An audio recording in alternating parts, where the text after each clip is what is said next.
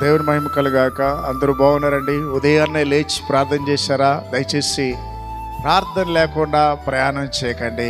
కాలేజీకి వెళ్ళకండి, ఉద్యోగాలకు వెళ్ళకండి, వ్యాపారాలు చేయకండి. రండి, ఈరోజు దేవుని వాగ్దానం కలిసి చదువుకుందాం. యెషయా 60:20 వచనము, యెహోవాయే నీకు నిత్యమైన వెలుగు ఉండును. చూడండి, దేవుడే నీకు నిత్యమైన వెలుగు. వెలుగంటే మన జీవితంలో నెమ్మది, సమాధానం. చీకటి ఉన్నంత వరకు, అపవాది మనల్ని నడిపించినంత వరకు నెమ్మది ఉండదండి. ఎంత సంపాదించినా, ఎంత భోజనం తిన్నా, ఎంత పెద్ద ఇంట్లో ఉన్నా నెమ్మది ఉండదండి. నెమ్మది లేని జీవితం వ్యర్థం. కనుక వెలుగు ఉన్నా లేకపోయినా సంతోషం, నెమ్మది. పూరి గుడిసెలో ఉన్న, ప్లాట్ఫామ్లో ఉన్న, నువ్వు ఏం తిన్నా తినకపోయినా నీ హృదయం నిండా సంతోషం ఉంటుంది.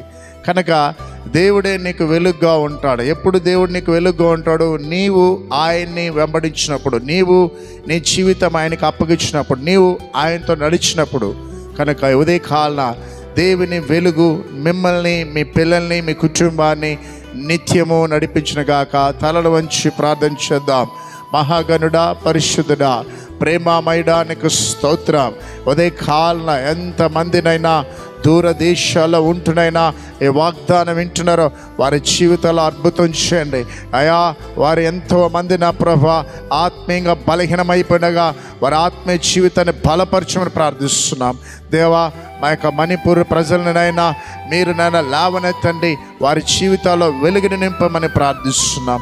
ప్రత్యేకించినైనా ఉదయకాలన ఎంతమంది రోడ్డు మీద ప్రయాణం చేస్తున్నారు వారందరికీ క్షేమం దయచండి. వ్యాధిగ్రస్తులను స్వస్థపరచమని యేసు నామములో ప్రార్థిస్తున్నాం తండ్రి, ఆమేన్.